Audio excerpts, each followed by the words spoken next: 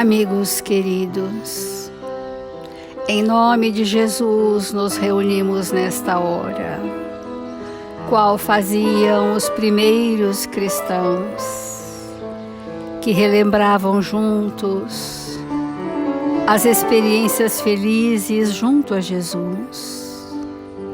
E hoje, Senhor, te buscamos para reviver verdades de vida eterna. Aqui estamos, Senhor, cansados de errar, querendo nos libertar de todas as mazelas e de todas as iniquidades, para sermos espíritos leves, felizes, confiantes na vossa misericórdia e no vosso amor. Sentimos, Senhor, a vossa presença em nossas vidas, manifestada nos seus mensageiros, que vêm ter conosco a cada dia, derramando sobre nós as fagulhas do seu amor e preenchendo o nosso íntimo de infinitas bênçãos em seu nome. E planificado, Senhor, aqui estamos nesta hora, sentindo extremada gratidão pelas oportunidades redentoras do caminho. Ampara-nos nesta hora, Senhor, que as nossas imperfeições possam ser minimizadas para que a vossa vontade misericordiosa e justa se faça em nós, por nós e por toda a humanidade da terra. Obrigada, amigos queridos. Obrigada, Senhor Jesus, e que assim seja, Mestre.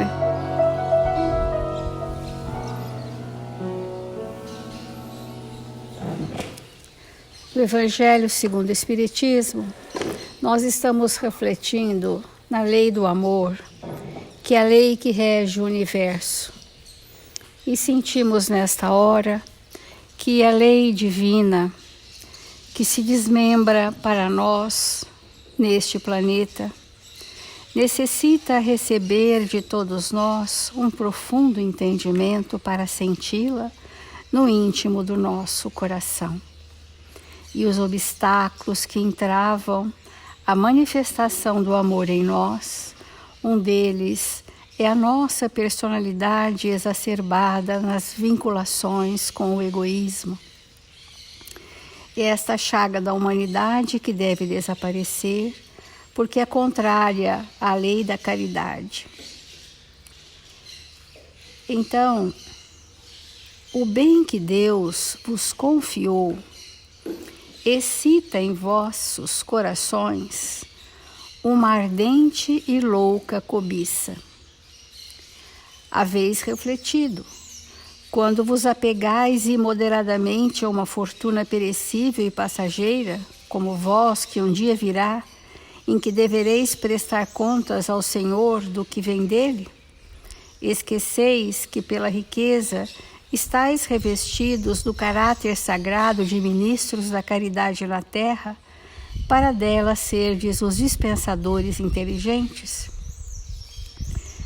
Vamos compreender que aquilo que Deus nos confiou é uma outorga, não é uma posse, é uma concessão passageira, mas que mesmo assim excita ardente e loucamente a cobiça em nós. Isto se faz porque a nossa personalidade, no que se refere ao egoísmo, está ainda muito pronunciada.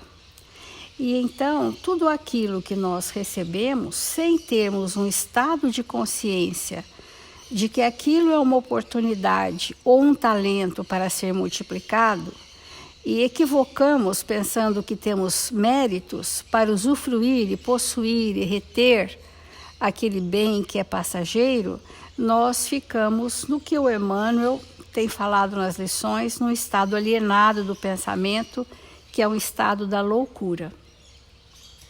Porque nós nos esquecemos que esse momento que passamos na Terra é um momento muito passageiro e que nós vamos ter que, entre aspas, prestar contas, segundo o Evangelho, tudo aquilo que o Senhor, que vem dele para nós, que o Senhor nos confiou, que a espiritualidade houve por bem nos colocar, mas nos colocar como o quê? Que eu acho mais importante da nossa lição de hoje. Esqueceis que pela riqueza estais revestidos do caráter sagrado de ministros da caridade na terra. Então, para que servem as fortunas? Para sermos ministros da caridade na terra e gerarmos o progresso e a prosperidade, gerarmos saúde, educação, civilidade e tudo que os bens da terra podem proporcionar ao homem e faz parte da nossa evolução. Ora, se o Espírito vem preparado para esse ministério da caridade na terra, nós podemos seguramente, na história da humanidade, perceber aqueles homens bondosos, generosos e justos, dotados de grandes fortunas que deram início a grandes cidades. As cidades começavam por essas famílias que fomentavam o emprego, que fomentavam progresso, que incentivavam a inteligência do homem na terra. Então, se essa fortuna não estiver a serviço da caridade na terra, que sois, pois, quando usais em vosso único proveito daquilo que vos foi confiado, senão depositários infiéis, na prestação de contas que é de consciência para consciência, nós vamos sentir que nós não fomos fidedignos ao propósito da fortuna recebida. Mas nós podemos dizer assim, todos nós em coro, no pensamento, dizer graças a Deus, eu não tenho este problema, porque enfim, não fui aquinhoado por nenhuma bem material exagerado. Mas o que nós temos percebido é que quando tivemos e não resolvemos, hoje sofremos pelo que não temos.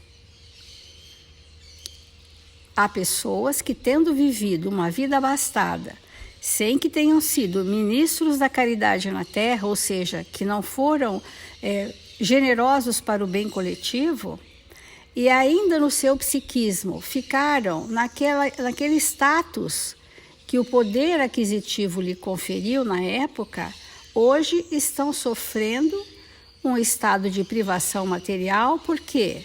Porque querem vir a ter. Querem viver o que já viveram e não se ajustaram com a lei.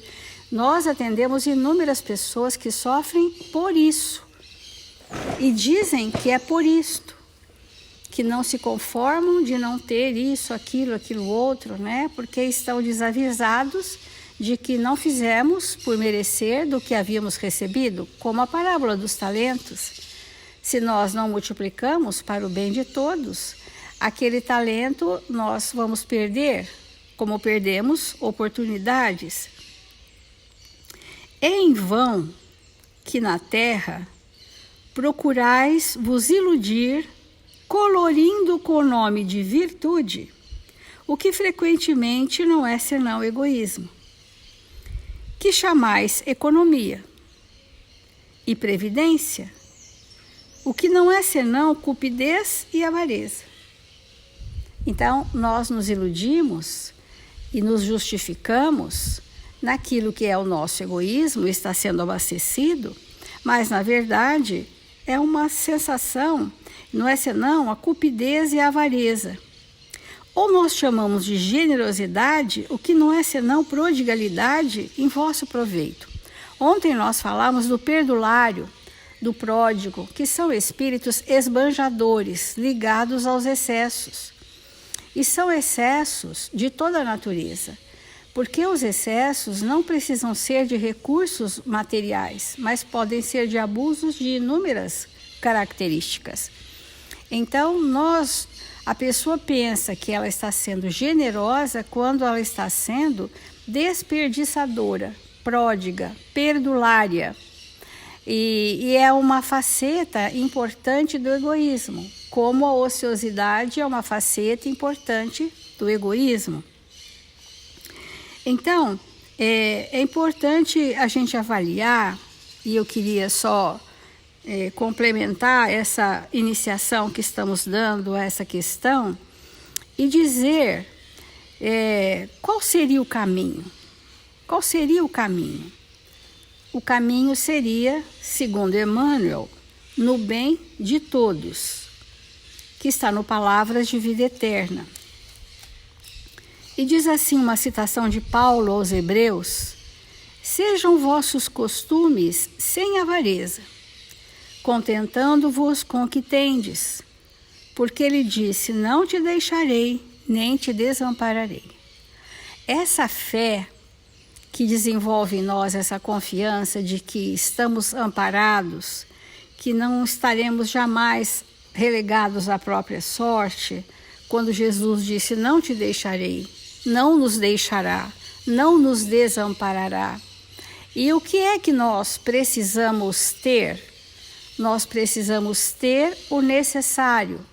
Quando o espírito busca a espiritualização da existência, o seu necessário é realmente aquilo que é essencial para o seu equilíbrio, para a sobrevida, para a sua saúde, para o seu trabalho, para os seus relacionamentos.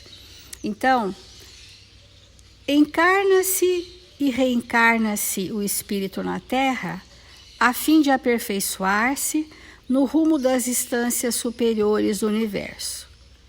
Portanto, nós temos falado onde está o nosso coração, nós estamos ali. Onde está o nosso pensamento, é ali que nós estamos. E então, não te encarceres, porque enterrar o pensamento, enterrar o coração é um cárcere. Não te encarceres assim, nos tormentos do supérfluo, que a avareza retém, como sendo o recurso indispensável à vida, na cegueira com que inventa fantasiosas necessidades. Vamos compreender, mergulhar o nosso pensamento. Todas as vezes que nós estamos no supérfluo, na intenção de suprir uma frustração de natureza afetiva, nós estamos no tormento, estamos atormentados. E isso é um aspecto do egoísmo e da avareza, como sendo o recurso indispensável à vida, só que não é. Na cegueira com que inventa fantasiosas necessidades. Por isso que nós estamos dizendo, quanto mais o espírito espiritualiza a sua existência, ele não cria fantasias para que as suas necessidades materiais aumentem e sejam, entre aspas, socialmente justificadas.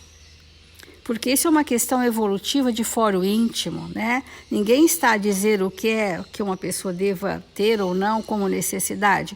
Isso é de fórum íntimo.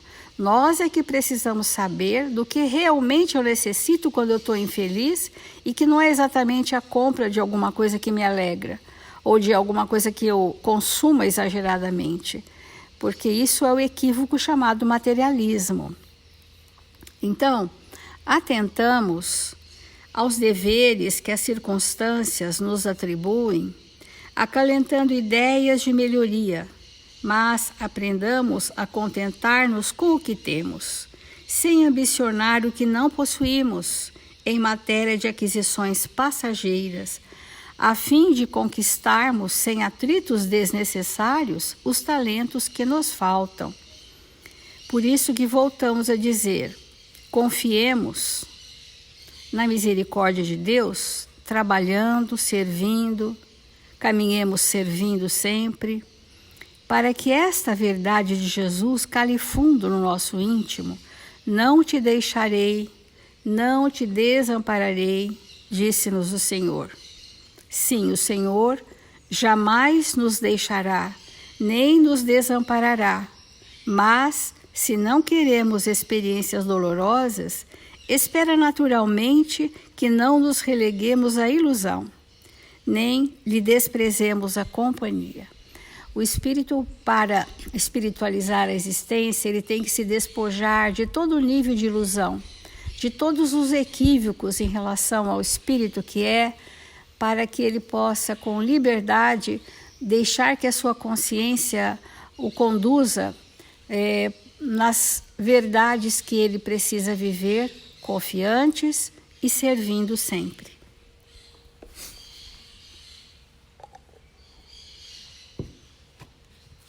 Nós vamos, dentro desse tema, porque sempre é importante, quando a gente faz um comentário do Evangelho, nós nos lembrarmos qual é o assunto mesmo, né? Do que nós estamos falando mesmo e aonde nós queremos chegar com aquelas falas. Eu penso que isso é absolutamente fundamental. E nós estamos falando do egoísmo. Para que, alimentando o nosso campo mental dessas verdades de vida eterna, possamos nos tornar mais lúcidos e irmos abandonando hábitos que nos têm deixado extremamente egoístas. Então, a metodologia da evangelização de espíritos nos ensina não apenas a refletir nessas questões, mas como fazer, né? E para que nós possamos sair do egoísmo, há uma série de ações, de hábitos espirituais que nós precisamos adquirir para abandonar esse vício. E 2 pontos nós vamos abordar hoje, meio en passant, mas depois vamos aprofundar, que é a questão dos trabalhos coletivos. Sem trabalho coletivo, não tem como nós eliminarmos o egoísmo da nossa intimidade. Porque é no trabalho coletivo que vamos desenvolver a fraternidade. Trabalhos coletivos expressivos. Expressivos na nossa intimidade. Não é expressivo para alguém. E o outro ponto igualmente importante é o exemplo. Porque nós sabemos que o exemplo arrasta, e o exemplo, ter ao nosso lado, ver alguém que não é egoísta, que não vive de maneira egoísta, nos auxilia muito. Então, nesse item, não se pode servir Deus e a Mamon do Evangelho, o Espírito Lacordaire, ele faz um comentário muito importante no item 14. Ele diz assim: nós nos devemos uns aos outros. Não é senão por uma união sincera e fraternal entre os espíritos e os encarnados que a regeneração será possível e, consequentemente, a eliminação do egoísmo do coração do homem. Então, o que significa isso? Nós nos devemos uns aos outros. Essa frase ela é de uma importância extraordinária. Então, quando alguém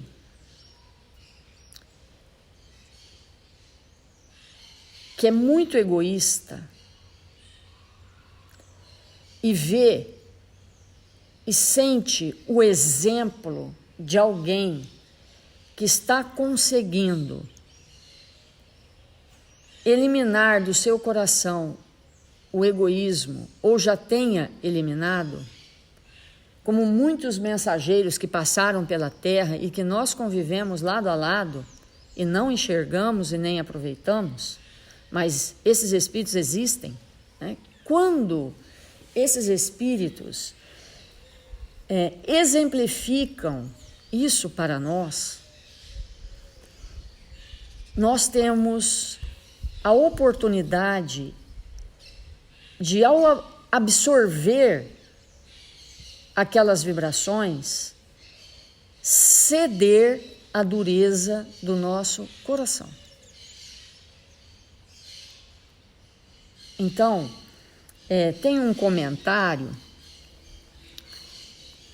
de Paulo nas cartas aos Romanos que diz assim: se o teu inimigo tiver fome, dar-te o que comer. Se tiver sede, dar-te o que beber. Porque fazendo isto, amontoará brasas vivas sobre a sua cabeça. Não te deixes vencer no mal, mas vença o mal com o bem. Eu quero chamar a atenção aqui para a gente refletir nessa frase, que não é fácil de nós entendermos, porque precisa ligar muito lé com cré para a gente entender. Quando alguém, agora eu vou falar com as minhas palavras, quando alguém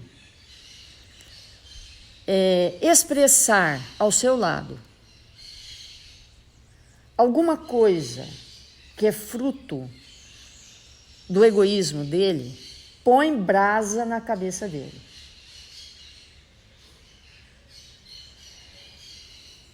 Fica parecendo que é assim, poxa, alguém colocar brasa parece uma vingança, não é? Pôr brasa na cabeça de alguém, o que significa isso? E aí nós vamos lá no capítulo 49 dos mensageiros. Porque a gente não vai entendendo assim de pronto o que o Evangelho, os Espíritos Superiores nos falam, a não ser que nós façamos muito esforço no entendimento. Então, lá nos Mensageiros, no capítulo 49, André Luiz comenta uma passagem em que um espírito está desencarnando. E ele então vai observar aquele espírito desencarnar. Então, ele fala assim: no aposento, além das duas senhoras desencarnadas, a mãe do agonizante e uma parenta próxima, via-se familiares encarnados, dando conta da grande aflição. Nosso orientador examinou o enfermo detidamente e sentenciou: nada resta senão a necessidade de concurso para o desligamento final. Aniceto, a seguir, recomendou observássemos o moribundo com atenção. Concentrando todas as minhas possibilidades, fixei o enfermo prestes a desencarnar. Notei com minúcias que a alma se retirava lentamente através dos pontos orgânicos insulados. Assombrado, verifiquei que, bem no centro do crânio, olha a brasa, bem no centro do crânio, havia um foco de luz mortiça. Bem no centro do crânio existia um foco de luz bruxuleante, fraquinho. Candelabro aceso às ondulações brandas do vento. Enchia toda a região encefálica, despertando-me profunda admiração. Então, o amigo espiritual, vendo que ele estava encantado com aquela situação e admirado e querendo saber mais, o amigo espiritual esclarece. A luz que você observa, disse o instrutor amigo, é a mente para cuja definição essencial não temos, por agora, conceituação humana. Então, todos nós temos uma luz que é perceptível pelos espíritos que nos cercam, que estão mais à nossa frente. Uns é quase imperceptível, outros é um fulcro que mesmo de dia a pessoa enxerga. Nós estamos vendo uma lâmpada acesa aqui, tá no dia, mas a gente vê a lâmpada. Outros precisa de uma escuridão absoluta para ver se a gente enxerga, mas todos têm. Todos têm a luz da mente, porque a mente, como tudo que há em nós, ela está mergulhada no austro do Criador, e não só isso, a mente, ela está ligada à sua própria essência divina, e parte daquela luz quase imperceptível que aquele amigo espiritual via, era uma luz que vinha da intimidade daquele espírito, era o quantum ele conseguia vazar dele, dessa origem, dessa vibração, desse quantum divino que nós temos em nós. Então, quando Paulo, há 2000 anos atrás, fala para nós, quando alguém estiver com fome, dá de comer, quando alguém estiver com sede, dá de beber, quando alguém estiver perturbado, acalma, quando alguém estiver no egoísmo, lança na cabeça dele, isso é entre aspas, brasa em fogo. E o que é essa brasa em fogo? É o exemplo. Porque quando a brasa é uma coisa externa, você pega a brasa e põe em cima da cabeça do outro. A sua brasa, a sua luz, o seu amor, a sua vibração, o seu exemplo. Põe brasa na cabeça do outro. Então, quando alguém expressa um gesto de profunda fraternidade, abrindo mão mesmo do seu egoísmo, aquilo queima em nós, ainda egoístas. Literalmente queima, perturba, muitas vezes, quando a gente ainda não aceita, mas aquela brasa viva, ela tem uma finalidade.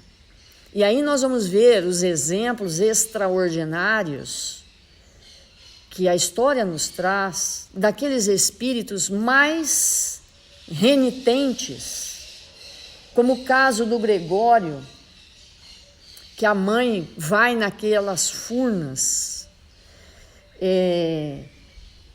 para socorrer aquele filho que queria, por escolha, ficar naquela região sombria.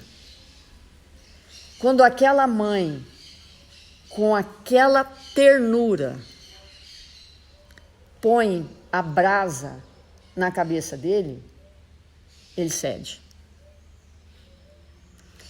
Porque ninguém fica sem essa condição de ser sinalizado pelo fogo do amor, que aquece, que ilumina. Então, nós vamos precisar verdadeiramente, nós cristãos que desejamos ser, nós vamos precisar fazer um movimento profundo da nossa alma, desse entendimento do que seja essa frase que nós começamos do Evangelho. Nós nos devemos uns aos outros. Eu devo para você o meu exemplo. Eu te devo o meu exemplo. E você me deve o seu exemplo. Quando a gente é imaturo, que olha para o pai, para a mãe, o que a gente fala? Você me deve o seu exemplo. A gente sente isso, porque realmente nós devemos uns aos outros. E esse movimento da alma que nós vamos fazer uns com os outros, de realmente desapegarmos definitivamente daquilo que não nos pertence apenas a nós mesmos, mas que é da coletividade. Então, que aquilo que é um bem terreno será utilizado realmente por todos nós para a prosperidade da humanidade. Quando nós entrarmos nesta faixa de vibração, através da intensificação dos nossos trabalhos coletivos, em prol da sociedade que nós nos encontramos, em prol da comunidade que estamos inseridos, em prol da humanidade que fazemos parte, vamos viver em brasa. Um pondo brasa na cabeça do outro. E aí todos nós incendiaremos o amor. Então esse movimento que nós vamos precisar ter, assim, quando ele estava ali desencarnando, estou fazendo uma salada, né, gente? Mas, se Deus quiser, amanhã a gente esclarece de novo, mas quando ele estava ali desencarnando, com aquela luz mínima, e quem der conta, lê o resto do capítulo, porque aí ele vai dizer, né, olha só, ele vai dizer assim, ele vai dizer de um tema que a gente vai comentar ainda essa semana, que é do testemunho. Ele vai dizer que ali está cheio de gente ao redor na janela, esperando. Vamos lá, vem logo, né? Porque com aquela luzinha,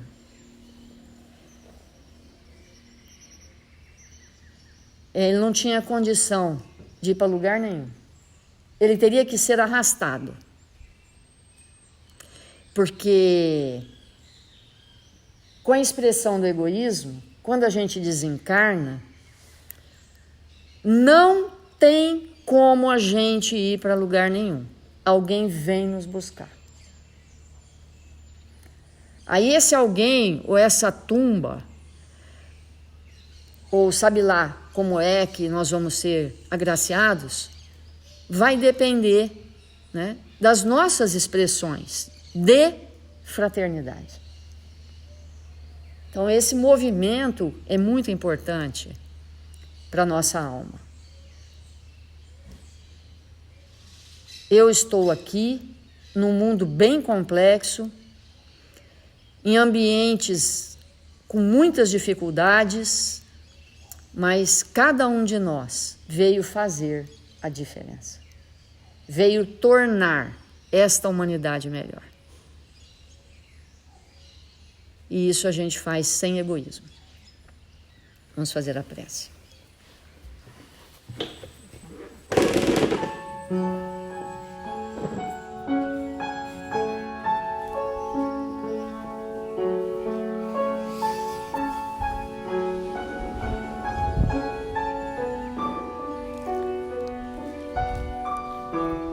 Senhor Jesus, divino amigo das nossas vidas, nós nos encontramos em seu nome, rogando ao seu coração amoroso, Senhor, que possa nesta hora nos auxiliar a nos tornarmos cada vez mais espíritos dispostos ao bem e à verdade. Que nós sejamos aqueles que o Senhor oportunizou a transformação profunda de nós mesmos, através desses recursos extraordinários que o Senhor colocou em nossas vidas. Abranda em nós, Senhor, os costumes selvagens, animalescos, e desperta em nós o espírito que somos, para que possamos construir a obra em nós mesmos e com isso nos felicitarmos. Que o Senhor nos ampare e nos fortaleça, hoje e sempre. E confiantes no seu amor, rogamos pelos nossos irmãos registrados no caderno de vibração desta casa e das nossas casas irmãs, para que estes espíritos que estão apostos em seu nome, Jesus, possam amparar os nossos irmãos que se encontram enfermos, nos hospitais, nas casas de repouso, nos lares, necessitados de amparo.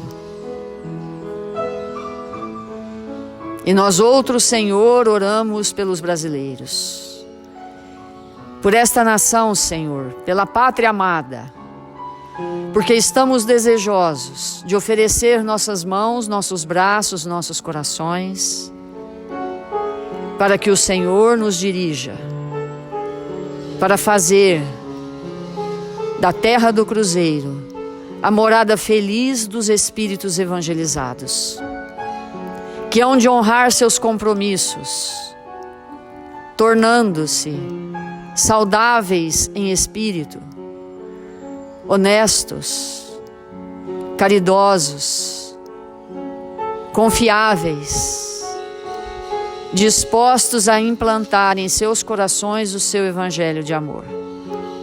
Que saibamos proteger as nossas nascentes, nossas matas, nossos rios,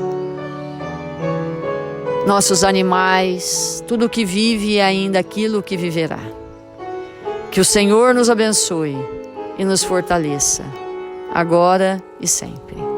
Que assim seja.